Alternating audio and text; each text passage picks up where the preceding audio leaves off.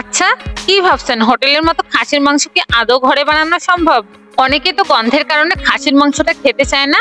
আজ এমন একটি স্পেশাল রেসিপি দেখাবো যা একবার খেলে আপনি নিজেই বলবেন এটাই তো আসল স্বাদ। তো আর কথা না বাড়িয়ে চলুন তাহলে দেখে নেওয়া যাক পুরো রেসিপিটি করার জন্য সবার প্রথমে 1 কেজি পরিমাণে খাসির মাংস ভালোভাবে ধুয়ে পরিষ্কার করে নিয়েছি। এখন প্যানের মধ্যে দিয়ে দিচ্ছি তেল, আর তেল গরম হয়ে গেলে এখানে 1 কাপের মতো পেঁয়াজ কুচি দিয়ে দিব। এরপর পেঁয়াজ কুচিটাকে নেড়ে চেড়ে ব্রাউন কালার করে ভেজে নেব। পেঁয়াজ কুচিটা ব্রাউন কালার করে ভেজে নেওয়া হয়ে গেলে এখানে দিয়ে দিব কয়েক টুকরা ডালচিনি, কালো গোলমরিচ, জয়িত্রী আর সাদা এলাচ। এরপর আদা রসুন আর কাঁচামরিচের পেস্ট দিয়ে দিব 3 টেবিল চামচ পরিমাণ। এখন এগুলোকে নেড়ে চেড়ে ভালোভাবে ভেজে নেব যাতে করে আদা রসুনের কাঁচা গন্ধটা দূর হয়ে যায়। এরপর এখানে দিয়ে দেবো স্বাদ মতো লবণ। এখন হলুদ গুঁড়ো দিয়ে দেবো 1 টিস্পুন, শুকনো লঙ্কার গুঁড়ো দিয়ে দিবি 3 টিস্পুন, গরম মশলার গুঁড়ো দিয়ে দেবো 1 টিস্পুন। এরপর এগুলোকে নেড়ে চেড়ে ভালোভাবে কষিয়ে নেব। খাসির মাংসের মধ্যে ঝালের পরিমাণটা একটু বেশি দিলে টেস্টটা ভালো আসে, এজন্য আমি এখানে শুকনো মরিচের গুঁড়ো একটু বেশি করে দিয়েছি। মশলাটা যাতে পুড়ে না যায় এজন্য আমি এখানে সামান্য পরিমাণ পানি দিয়ে দিচ্ছি। পানি দেওয়ার পর এগুলোকে ভালোভাবে নেড়ে চেড়ে কষিয়ে নেব।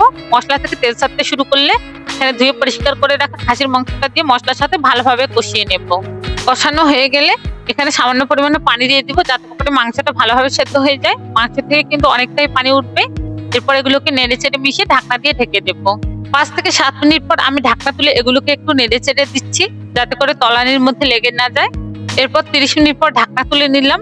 ঢাকনা তুলে নেওয়ার পর দেখতেই পাচ্ছেন মাংসের পানিটা কিন্তু শুকিয়ে এসেছে। এখন আমি এগুলোকে ভালোভাবে নেড়ে চেড়ে একটু কষিয়ে নেব।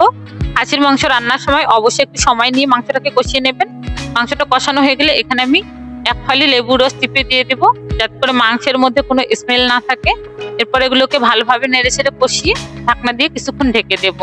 কিছুক্ষণ পর আমি ঢাকনা তুলে নিলাম। এগুলোকে আবারও নেড়ে চেড়ে কষিয়ে নেব। আর কষানো হয়ে গেলে 1 চামচের মতো গরম মশলার গুঁড়ো দিয়ে ভালোভাবে মিশিয়ে নামিয়ে নেব। এভাবে একবার খাসির মাংসটা অবশ্যই বাসায় ট্রাই করে দেখবেন, কোনো প্রকার গন্ধ করবে না আর টেস্টটা আসবে রেস্টুরেন্টের মতো।